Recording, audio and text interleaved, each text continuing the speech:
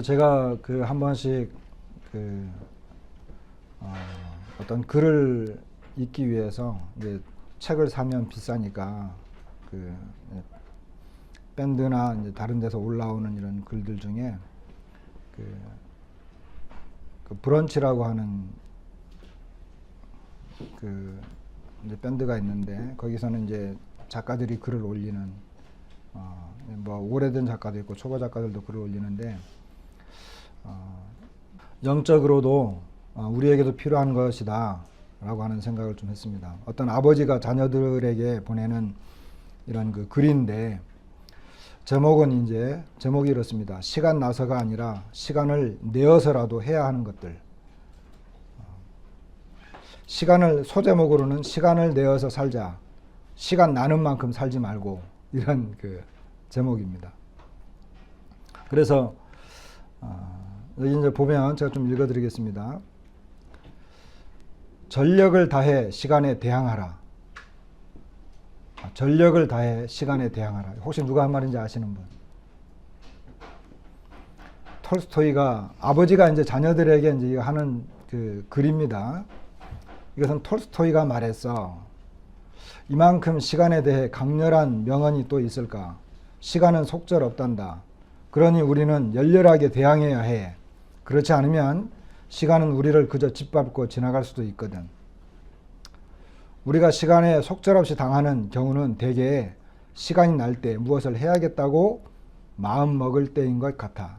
바쁜 게 지나면, 좀 더 안정이 되면 해야지 하는 것들은 결코 실행되지 않는다는 걸 살아오면서 많이 깨달았어. 스스로를 괴롭히고 자책하고 꾸짖으면서 일어나는 자신과의 갈등은 삶의 중심을 흐트릴 정도란다. 그러나 우리는 시간 날 때가 아니라 시간을 내어서 무언가를 하고 시간에 대항하는 삶을 살아가야 해. 그러면서 이제 시간을 내어서 시간에 대항해서 해야 되는 것, 몇 가지가 이제 있습니다. 시간을 내어서라도 해야 하는 것들 몇 가지. 첫째, 독서. 전체를 다 읽을 수는 없고, 전에 내려오는, 사람은 책을 만들고 책은 사람을 만들어. 전에 내려오는 이야기들과 나와 생각이 다른 사람들의 생각과 상상력은 시간을 초월해. 소크라테스도 남의 책을 많이 읽어라. 남이 고생하여 얻은 지식을 아주 쉽게 내 것으로 만들 수 있고 그것으로 자기 발전을 이룰 수 있다라고 말했거든. 그러니 독서는 시간에 대항하는 아주 좋은 방법이란다. 이렇게 이제 이야기하는 것을 보게 됩니다. 그래서 우리가 먼저 책으로 다가가야 해. 시간이 나서가 아니라 시간을 내어서 독서를 한다면 우리는 많은 선물을 책으로부터 받게 될 거야. 이러면서 이 아버지는 자녀들에게 시간에 대항하는 좋은 방법 중에 첫 번째로 독서를 이야기를 했습니다. 오늘도 저는 여전히 시간이 쫓길 것 같은데, 독서. 저는 이것을 말씀으로 보았습니다. 말씀은 시간을 내서 봐야 됩니까? 시간 나면 보아야 됩니까? 여러분들은 말씀을 언제 보세요? 저도 우리 아이들한테 말씀 좀 봐라, 이런 이야기를 자주 하는데, 말씀을 시간 나면 말씀 봐야지 하면 말씀 보아지던가요? 예. 다양한 경험자의 말이 나왔습니다. 그리고 이제 말씀만, 고맙습니다.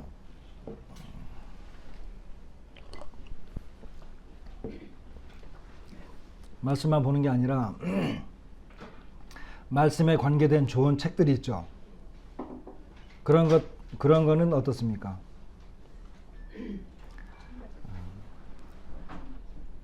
여러분, 제가 하나 물어볼게요. 성경만 읽으면 성경을 가르칠 수 있을까요? 지금 제가 이제 좀 있으면 CTI 가잖아요.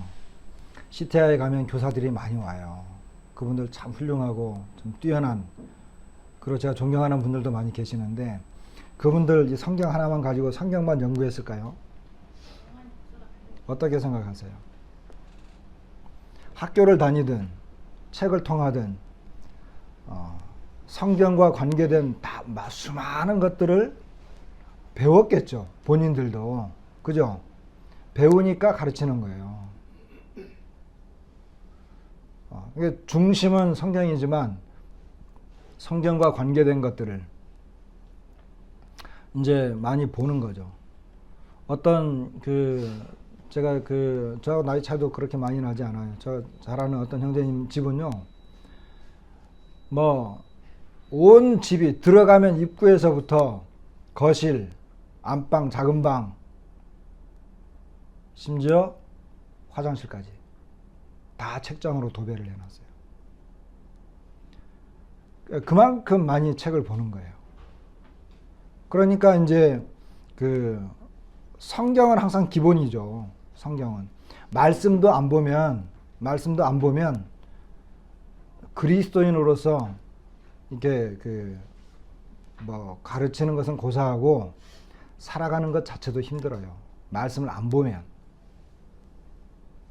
그런데 말씀은 양식이기 때문에 이걸 먹어야 되는 건 너무나 당연한 거고, 그 외에 말씀과 관계된 이런 독서들을 수도 없이 해야 됩니다. 사도 바울이 디모데에게 너는 올 때에 드로아에 있는 가보의 집에서 책을 가져와라. 특별히 가죽 종이에 쓴 책을 가져와라. 그것이 어떤 사람은 성경을 말하는 사람도 있다 그러는데, 제가 볼 때는 그것이 무엇이든 간에 책이에요. 그러니까 감옥에 갇혀 있는 사람이 죽음을 앞두고 있으면서 뭘 가져오라는 거예요? 책을 가져오라는 거예요. 그러니까 이 배움이라고 하는 것은 뭐예요? 우리가 세상에서도 배움이라고 하는 것은 끝도 없다고 하잖아요. 부단히 배우는 것을 멈추는 그 순간 성장도 멈추는 거예요. 그런데 주님 안에서는 더더욱 그런 거죠. 주님 안에서는. 저는 특별히 우리 젊은 형제님들은 부단히 책을 읽으시기 바랍니다. 부단히. 제가 가장 후회하는 것이 거기에 있습니다. 저는 어려서 가난하니까 책을 살 돈이 없었어요. 우리 새들어 살았는데, 제가 어렸을 때 이제 그 집주인 집에는 책이 많이 있었어요. 책꽂이에 이제 자기 자녀들을 위해서 책꽂이에 책을 잔뜩 무슨 고전 하면서 그 책들이 이제 굉장히 많이 있었는데, 그때 초등학교 한 4, 5학년 때 읽었던 책 중에 가장 감동을 준 책이 뭐냐 하면 모이칸족의 최후라고 하는 책이었어요. 근데 그게 나중에 보니까 몇 해 전인가 보니까 라스트 모이칸이라고 하는 영화로도 나왔더라고요. 근데 그 책이 제게 정말 감동을 준 책이었어요.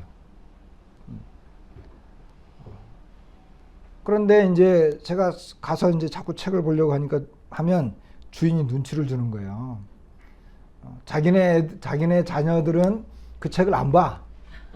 근데 새들어 사는 집 애가 와가지고 자꾸 책을 보니까 별로 기분이 안 좋잖아요. 그래서 눈치를 하니까 또 눈치 빠른 저는 이제 그 눈치 때문에 못 가는 거예요. 근데 우리 동생은 전혀 눈치가 없어. 바로 제 밑에 남동생은. 근데 걔는 늘 가가지고 그 책하고 붙어 살아. 저는 공부를 잘 못했어요. 근데 우리 동생은 공부를 잘했어. 나중에 곰곰이 생각해 봤더니 머리가 좋아서 그런 게 아니고, 어려서 그 주인집에 가가지고 내 책하고 붙어 사니까 그랬던 것 같아요. 그래서 우리 형제 자매님들은 책을 많이 보시기 바랍니다. 지금은 좋은 책들이 얼마나 많이 나오는지 몰라요. 지금은. 그죠? 지금은요, 우리 여기 이제 오래되신 분들, 자매님들 계시지만, 제가 어렸을 때는 늘 이야기하잖아요. 제가 어렸을 때는요, 횃불지 하나밖에 없었어요.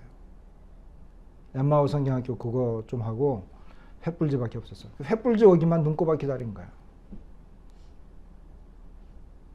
그런데 저는 모임책만 책인 줄 알았거든요. 나중에 그럴 줄 알았으면 이제 서점에 가서 막 사서 볼 수도 있었는데 그런 것도 없었고. 그런데 지금은 좋은 책들이 얼마나 많이 나오는지 몰라요. 부단히 책을 보세요. 그래서 이 독서는 너무나 중요하다.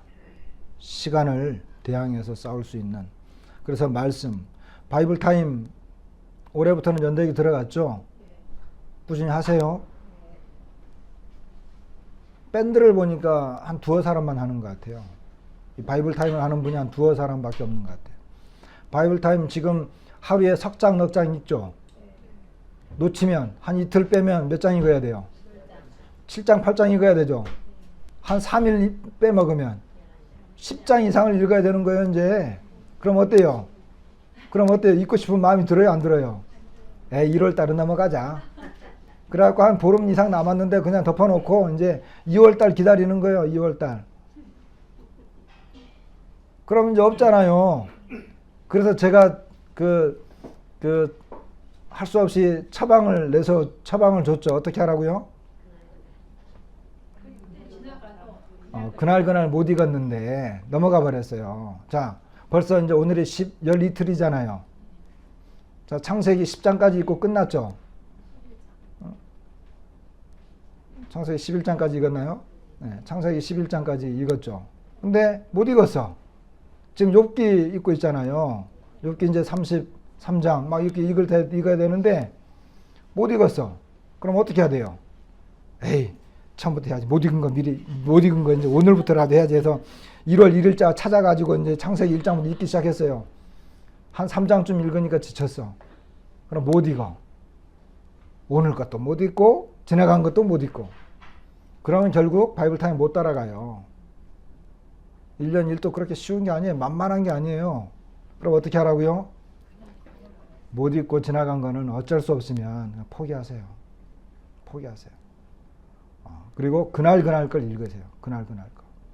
그리고 꾸준히 따라가다 보면 어느새 한 권을 다 읽는 거예요. 1년치를 한번 읽는 거예요. 그리고 우리 엠마오 성경학교 하시죠? 수요일 날 저녁에 오시면 엠마오 성경학교 하잖아요. 엠마오 성경학교 교재. 엠마오 성경학교에서 이제 마태복음부터 하잖아요. 마태복음. 우리 아직 안 들어갔죠? 들어갔어요, 안 들어갔어요? 들어갔죠? 2과 이미 지나갔어요. 3과. 3과. 그래서 목, 금, 토 일요일은 쉬고 월, 화, 수요일 날 저녁에 와서 문제 풀고 교재하는 거예요. 같이 이제 토의하는 거예요. 거의 그룹 토의도 있으니까 그렇게 하는 겁니다. 마태복음. 그렇게 해서 2주가 지나면 마태복음 끝나는 거예요. 그죠? 그 다음 마가복음, 모든 과목이 다 12과 있으니까 그렇게 해서 엠마오 성경학교 열심히 하시기 바랍니다. 등록하신 분은 필수적으로 해야 되고 등록하지 않은 분도 수요일날 오시면 함께 공부할 수 있어요. 그래서 하시기 바라고. 주일날 오후에 뭐 하나요? 주일날 오후에 새벽별에서 나온 신앙생활, 그죠? 그리스도인의 이제 신앙생활 하잖아요. 그거 이제 2주에 한 번 마치는 거죠. 한 과를 마치는 거죠. 한 번은 읽고 그냥 같이 이제 읽어 나가는 거고, 설명도 좀 하고, 두 번째는 그룹 교제 하는 거죠. 그런 식으로 하기로 했는데, 그거는 이제 청년들은 우리 강보성 형제님이 하고, 성인은 김성원 형제님이 담당입니다.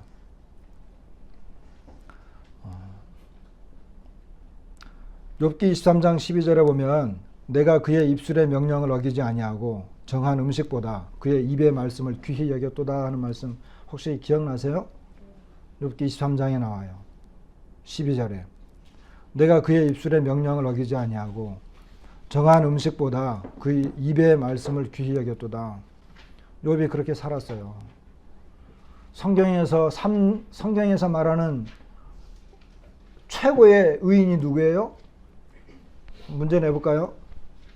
성경에서 말하는 성경 안에서 구약 성경에서 가장 의로운 사람, 세 사람.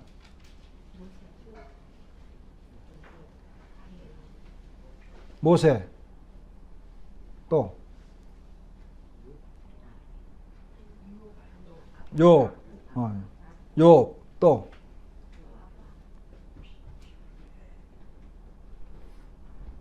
노아죠, 노아. 노아, 욥, 모세가 있다 할지라도 하면서 이제 그 하시는 말씀 있잖아요. 혹시 어느 성경에 나와요? 에스겔서에 나와요. 에스겔서 14장에 나와요. 에스겔서 14장. 그런데 이 욥이 노아도 순종한 사람이죠. 다니엘. 노아, 다니엘, 욥. 노아도 순종한 사람이죠. 그죠? 노아는 어느 시대? 창초 시대 때 순종한 사람. 다니엘은 왕정 시대, 포로 시대, 율법 시대죠. 율법으로 완전한 사람이었어요. 욥은 잘하시네. 욥은 족장 시대 때 가장 의로운 사람으로서 뭐예요? 그는 여기 있는 것처럼 하나님의 말씀을 순종했던 사람이에요. 이 내용에 대해서 이제 다른 말씀할 게 많이 있지만 골로새서 3장 16절에도 그런 말씀이 있잖아요. 잘 아는 말씀. 그리스도의 말씀이 너희 속에 풍성히 거하여 모든 지혜로 피차 가르치며 권면하고 시와 찬송과 신령한 노래를 부르며 감사하는 마음으로 하나님을 찬양하고 또 무엇을 하든지 말에나 일에나 다 주 예수의 이름으로 하고 그를 힘입어 하나님 아버지께 감사하라. 여기 먼저 나오는 게 그리스도의 말씀이 그랬어요. 그리스도의 말씀이 너희 속에 풍성히 거하여. 사람들은 주님의 말씀은 여러분 이 성경 이게 이렇게 얇은 책이 아니잖아요. 그죠? 성경 말씀을 잘 알면 이 속에서 우리에게 주는 많은 지혜들이 있어요. 그냥 단순히 구원받는 문제뿐만 아니라 성경 가르침 속에 우리를 지혜롭게 하는 것들이 많이 있다는 거예요. 그래서 이 하나님 그리스도의 말씀이 풍성해질 때 모든 지혜로 피차 서로 간에 이렇게 가르치는 거죠. 서로. 이거는 일방적으로 이렇게 성경을 막 가르치는 것이라기보다는 하나님의 말씀을 서로 읽고 그것을 잘 배워서 서로 간의 유익을 나누는 거죠. 그리고 서로 권면하고 말씀으로. 성경을 잘 알면 시와 찬송, 신령한 노래 이게 다 말씀과 연관이 있는 거예요. 말씀을 읽지 않고 주님과 교제하지 않아. 찬송이 나올까요? 안 나와요. 어떻게 시가 나오겠어요? 길을 가면서도 고통 속에서도 어려움 속에서도 찬송이 그냥 여기 이 찬송이 나올 때도 있지만 그냥 자기 속에서 막 나오는 찬송도 있어요. 그럼 뭐 금방 잊어먹기 금방 지나가 버리는 것도 있지만 어떤 내 마음속에서 나오는 기쁨이 있으니까 그렇게 하는 거예요. 그래서 이 말씀을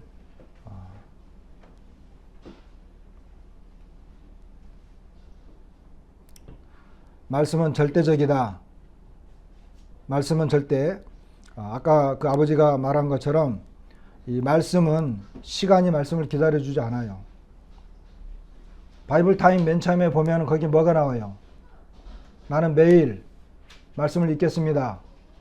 매일 몇 시에 읽겠습니다. 그죠? 서약서에 보면 매일 어디에서 말씀을 읽겠습니다. 그거 쓰세요. 그거를. 쓰셔가지고 그대로 해보세요. 그렇게 하지 않으면 못해요. 성경 읽을 시간이 어디 있어요, 세상에. 꼭두 새벽에 나가서 밤늦게 들어와야 되는데. 그러니까 먼저 말씀을 읽겠다라고 하는 그 시간을 따로 빼내야 돼요. 내가 주님 앞에 나가는 그 시간. 자, 그 다음에 아버지가 또 무슨 이야기 했느냐면 시간을 내서라도 해야 되는 것. 두 번째는 운동입니다. 운동에 대해서 아버지가 뭐라고 말하냐면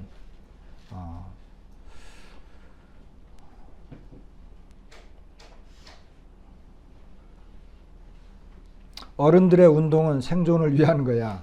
어렸을 땐 어른들의 운동이 시간, 마음, 금전의 여유에서 온 것처럼 보였지만 하루가 다르게 달리는 체력과 운동하지 않으면 이대로 생을 마감할 수도 있겠다는 불안감 때문이란 걸 아빠도 깨닫게 되었어. 제가 요즘에 그렇습니다.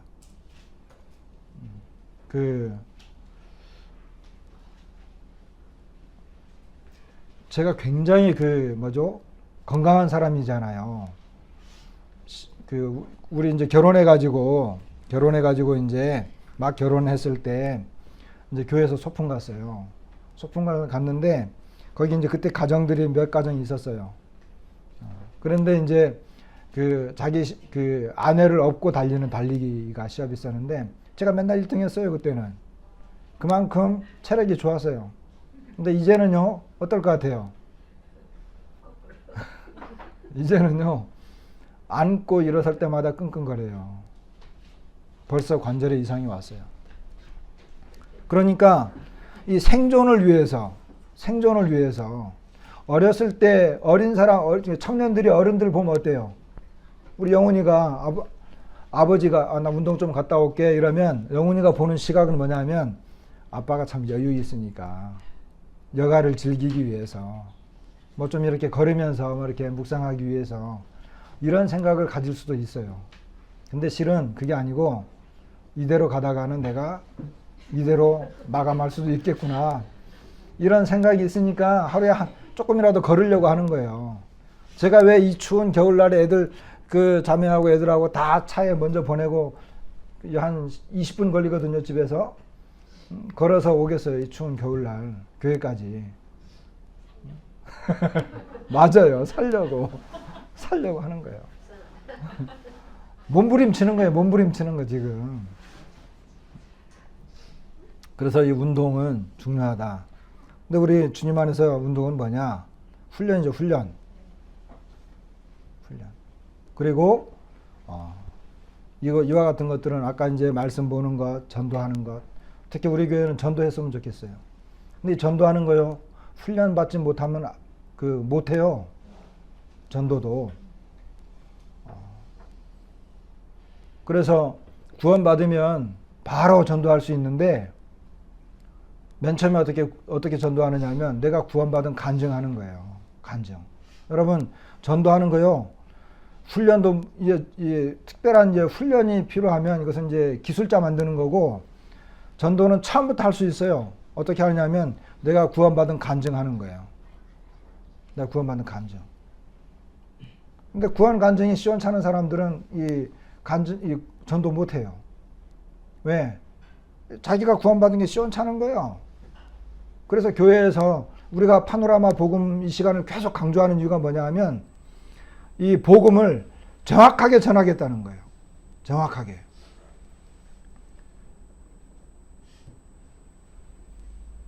그래서 이제 이제 전도도 좀 체계적이고 규모 있게 하기 위해서 그렇게 이제 일부러 하는 건데, 그러나 구원받으면 처음부터 그렇게 다 못한다 하더라도 근데 구원 간증부터 하는 거예요.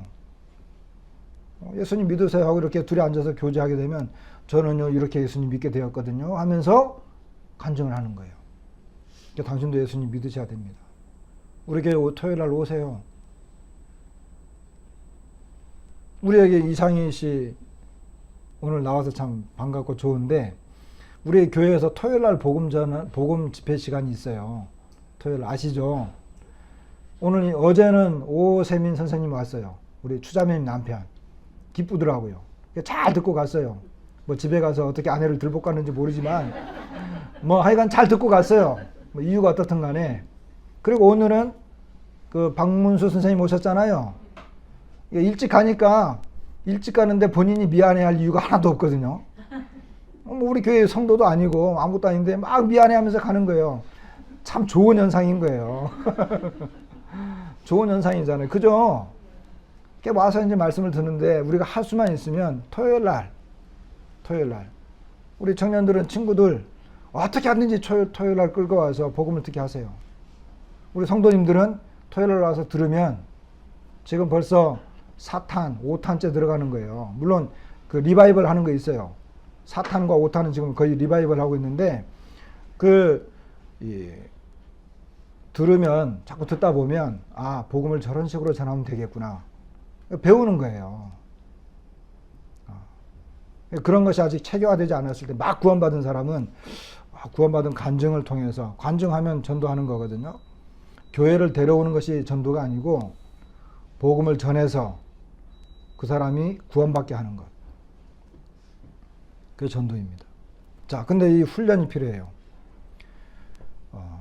아브라함의 조카 롯이 붙잡혀갔죠. 소돔성에 살다가. 근데 이제 아브라함이 이제 조카가 사로잡혔음을 듣고 집에서 길리고 훈련된 자 318명. 거느리고 단이라고 하면 이스라엘 저 북쪽 위에 있어요.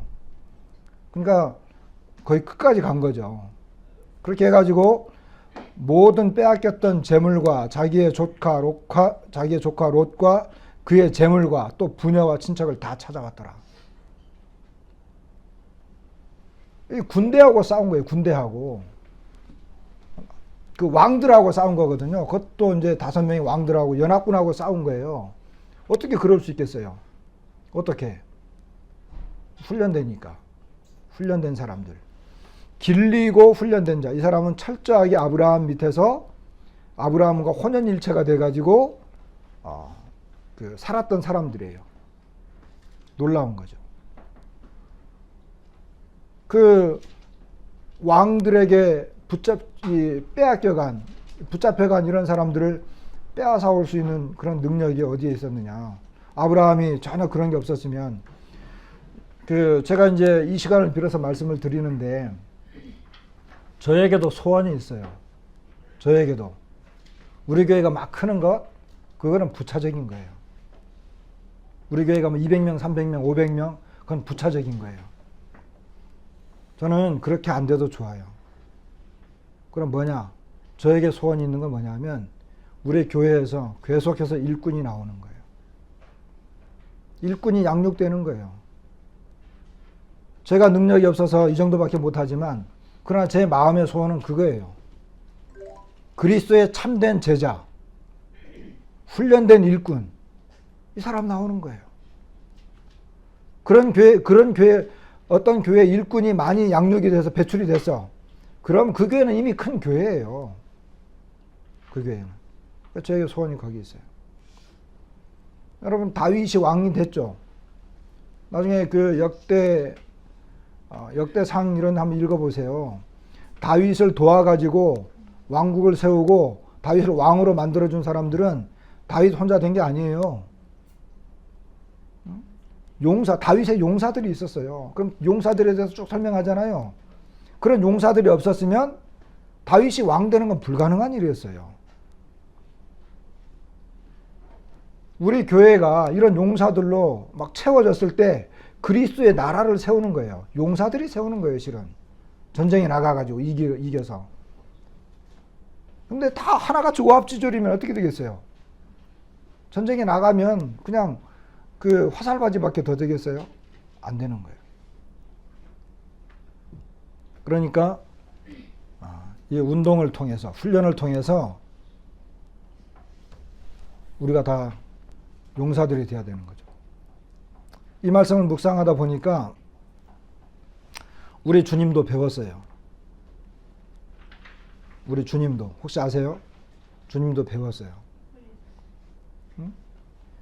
히브리서에 보니까 2장 18절에 보면 그가 시험을 받아 고난을 당하셨은즉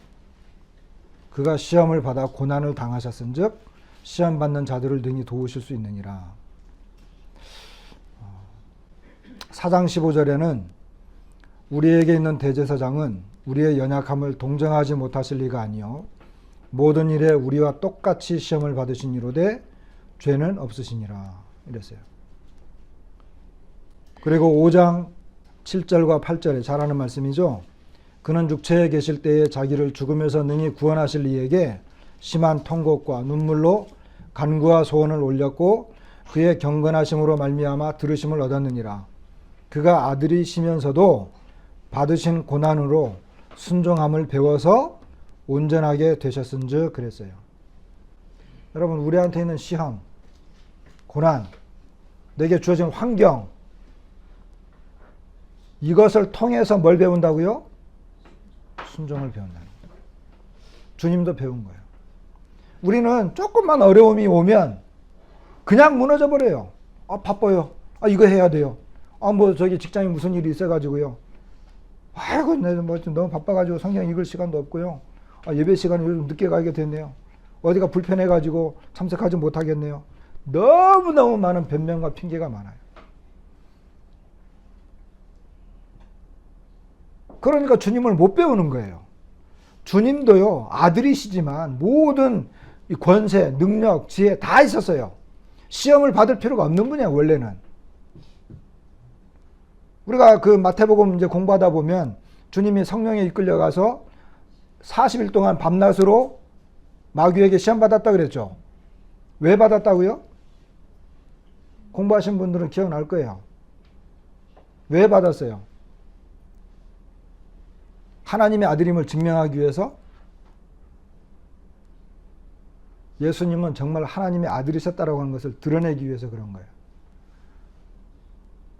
그런데 우리는 뭐예요? 여기 예수님께서 아들이시면서도 받으신 고난으로 순종함을 배워서 온전하게 되셨다. 주님도 그 고난을 겪으신 거예요. 그럴 필요가 원래 없죠. 그냥 왕으로서 와서 통치하면 되는데 그러지 않았어요. 그런데 이런 시험과 고난 이런 것들을 주님이 겪으면서 순종을 배우신 거예요. 우리 형제 자매님들에게 많은 어려움들이 있을 거예요. 육체적으로, 세상적으로, 뭐 정욕적으로, 환경적으로 많은 어려움들이 있을 거예요. 그것은 우리에게 오는 시험이에요. 시험. 근데 그걸 극복하지 못하면, 주님 앞에 나가서 그것을 이겨내지 못하면 어떻게? 잘하지 못하는 거예요. 잘합니다. 일요일날, 주일날 한번 와가지고 이것만 한 시간 말씀 듣는 것 같고요. 여러분 살 수 있다고 생각하세요? 주일날 말씀은요, 전체적인 걸 보는 거예요. 전체적인 걸. 그러니까 어떤 그 큰 틀에서 하나 말하는 것밖에 없어요. 진짜는 뭐예요? 진짜는 주일날 와서 서로 교제하는 것, 그룹 교제하는 것, 수요일날 성경 공부하는 것, 함께 기도하는 것, 이런 거예요. 그러니까 진짜 중요한 거는 따로 있어요. 이거는 그 전체를 관망하는 하나의 그 전체적인 것밖에 안 돼요. 제가 말씀드릴 때 세세한 것 다 말할 수 없는 거예요. 근데 세세한 것을 자세히 배운 건 뭐예요? 예를 들어 가지고 저기 그림이 하나 있어요. 멀리서 이렇게 보는 것, 이것이 주일날 말씀 시간이에요. 그러니까 저게 정말 풍경이 참 멋지네. 근데 그것만 갖고는 그 조그맣게 누가 사인을 했는지 아무것도 잘 몰라.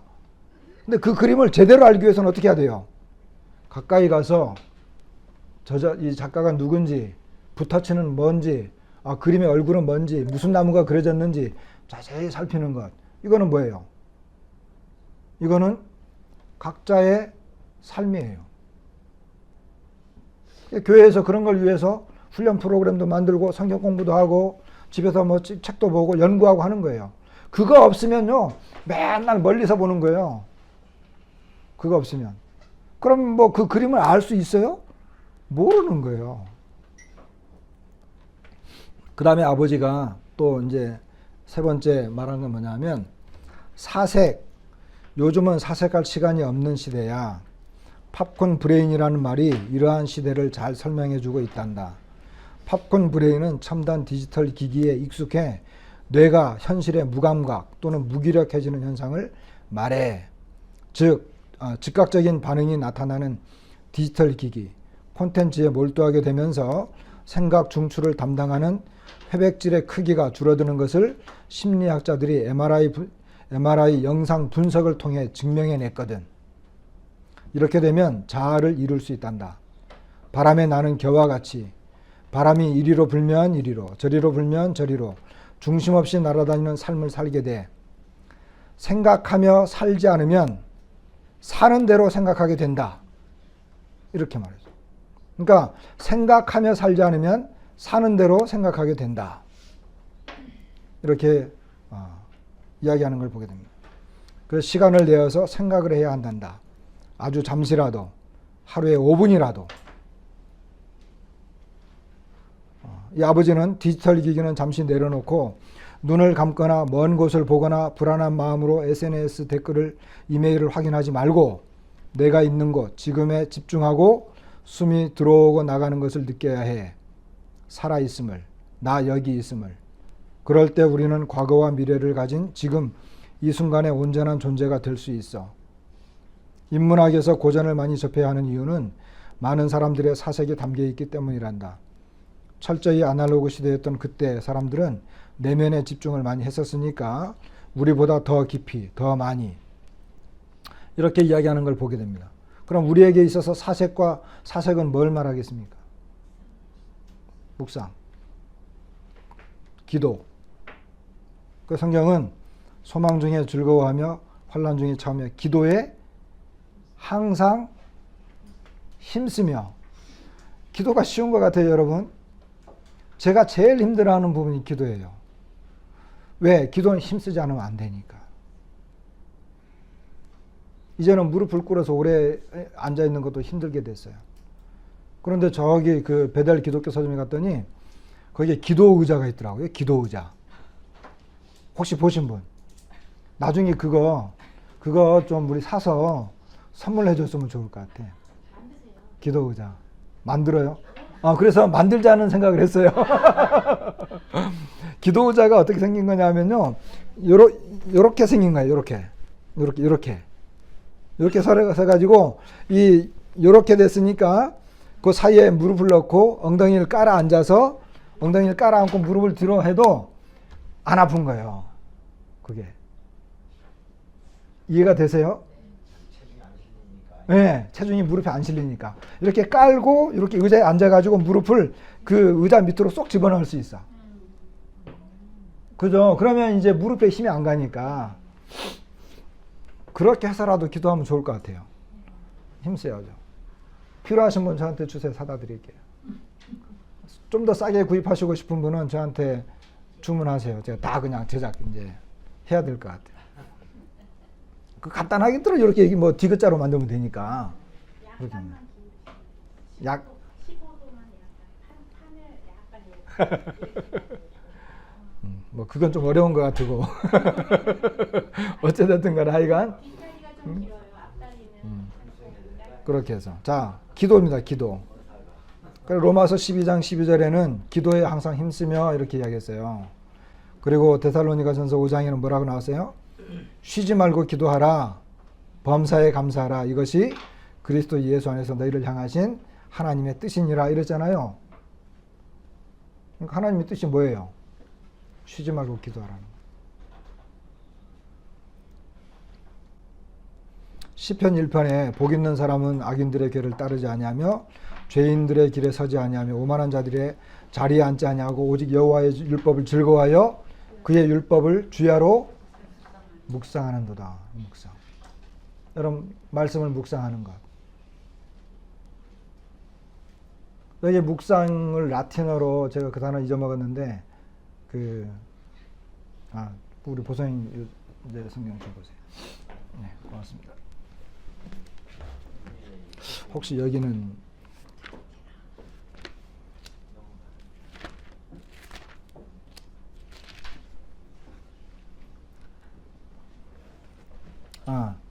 이 묵상이 있잖아요. 라틴어로 메디켈로스예요. 메디켈로스.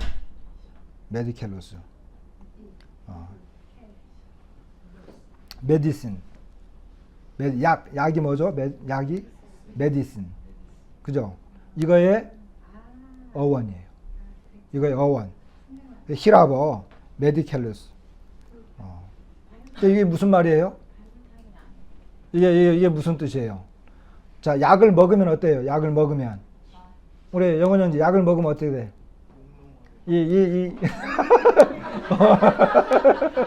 몽롱하지. 몽롱하지. 왜 몽롱한 거야? 그러니까 약을 먹으면 그 순간 몽롱해지나? 아니지. 약을 먹으면 어떻게 돼요? 약이 입속에서 약이 녹으면서 사르르 들어가 가지고 이 몸에 이제 그 스며들어서 혈액 속으로 싹 스며들어 가잖아요. 그죠? 그렇게 해 가지고 아픈 그곳을 이렇게 치유해 나가는 거죠. 이게 묵상이에요. 이게. 그러니까 말씀을 내가 먹으면 그게 내 속으로 들어와 가지고 서서히 내 몸 속으로 스며들어가는 것. 이것이 묵상의 어원이라는 거예요. 그러니까 옛날 이제 시편이나 이런 그 시편 기자나 이런 사람들은 어떻게 했느냐면 말씀을 요거를 이제 다르게 번역하면 국제어 번역이라고 번역 그 위원회라고 하는 데가 있는데 거기선 이것을 말씀을 주야로 말씀을 연구하는 것이다 이렇게 번역을 했거든요. 근데 이건 왜 그렇게 번역을 했느냐면 시편 1편을 이렇게 묵상을 하는 거예요. 그리고 입에서 계속 그 내용을 반복적으로 중얼거리는 거예요. 이게 동양적인 공부 방법이에요. 서양은 주로 이제 토론식이잖아요. 근데 이제 우리 동양적인 방법은 어떤 내용을 가지고 계속 반복적으로 중얼거리면서 그것을 계속 반복하면서 묵상하고 암송하고 기억하는 거예요. 계속 뇌 속에 이제 주입시키는 거죠. 그렇게 하라는 거예요. 그런 시간이 필요하다는 거예요. 말씀을 조용히 묵상하면 어때요? 주님을 묵상하는 거죠. 그럼 그 속에서 많은 것들이 이제 이렇게 파생돼서 나오는 거예요. 그리고 내 몸속에 들어와서 그 말씀이 나를 살려내는 거예요. 약이 나를 살려내듯이 살려내는 거예요. 근데 아파. 제가 볼 때 분명히 저 형제가 아팠어. 근데 안 먹어. 뭘 안 먹어요? 약을 안 먹어. 그럼 어떻게 해요? 그럼 입을 그냥 딱 찢어 벌려서 억지로 집어넣어야지, 약을. 그럼 자기도 힘들고, 약을 넣는 사람은 미워하고, 왜 엄마는 나한테 이렇게 약을 집어넣어가지고. 우리는 어릴 때, 우리 애기들 키울 때, 어떻게 하면 약을 잘 먹일까, 이거 연구 많이 했어요. 그런 면에서 우리 하영이 엄마가 참 지혜롭게 많이 했어요. 왜냐하면 약을 한 번 맛을 잘못 들으면 어때요? 약만 보면 애가 막 그냥 기겁을 하거든. 약만 보면. 근데 그걸 안 하기 위해서 지혜롭게 했는데 우리 애들이 약을 아주 좋아해요. 잘 먹고. 그래서 이렇게 건강한 거예요. 자, 그 다음에 마지막으로 생산 또는 생산을 위한 소비. 우리는 대개 태어나자마자 자연스럽게 소비를 하게 돼. 무언가를 먹고 무언가를 보고 또 무언가를 배우고 그러한 모든 것들은 누군가 생산해 놓은 생산물이란다. 이렇게 하는 거예요. 하지만 언젠가부턴 생산을 해내야 해. 소비만 하며 살게 되면 내 삶이란 자부심이 옅어져. 살다가 방향을 잃을 수도 있지. 무언가를 생산해내는 사람들은 자기 효능감을 키워나갈 수 있어. 누군가에게 영향을 미칠 수 있다는 것은 대단한 일이거든. 이렇게 이제 이야기하는 것입니다. 자, 우리에게 생산이라고 하는 건 뭘까요? 열매, 전도. 특히 전도는 뭐예요? 다른 사람들에게 내가 그리스도인이라고 하는 것. 그리고 하나님의 영광을 드러내는 거거든. 영향력을 파급시키는 거죠. 다른 사람을 위해서 아까 기도도 나왔지만 기도하는 것. 그리고 또 우리가 하는 헌신. 다 생산해내는 거예요. 교제하는 것. 그래서 우리 속에서 뭔가 생산적인 것들을 계속 내놔야 된다라고 하는 거예요. 그러기 위해서는 로마서 6장 13절에 보면 이런 말씀이 있어요. 또한 너희 지체를 불의의 무기로 죄에게 내주지 말고 오직 너희 자신을 죽은 자 가운데서 다시 살아난 자 같이 하나님께 드리며 너희 지체를 의의 무기로 하나님께 드리라. 하나님께 드리며 하나님께 드리라. 우리의 삶을 드리는 거죠. 그래서 내가 다른 사람이 생산해 놓은 것을 먹고 살아가는 것처럼 나도 생산해 내야 되는 것입니다. 좋은 열매, 선한 열매, 아름다운 열매 이걸 자꾸 생산해 내야죠. 다른 사람들이 그것을 보고 영향력을 받을 수 있도록. 이것이 우리에게 주어진 일들입니다. 아버지가 자녀들에게 이런 권면했던 내용의 이런 글들을 보면서 우리한테 필요한 거다. 똑같은 거다. 하나님 아버지께서 우리에게 권면하시는구나 하는 이런 생각을 하게 되었습니다. 우리 형제 자매님들이 이 같은 내용들을 보면서 조금 더 어떤 면에서 다 알고 있는 내용들이에요. 그런데 이것을 실제로 적용하는 것은 다른 문제입니다. 말씀을 마치겠습니다.